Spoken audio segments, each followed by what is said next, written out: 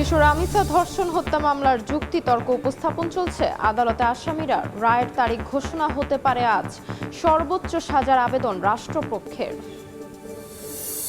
3 মাসের মধ্যে শিশুরা পাবে স্কুল ড্রেস। এই বছরের মধ্যে সব প্রাথমিক বিদ্যালয়ে চালু হবে মিড ডে মিল।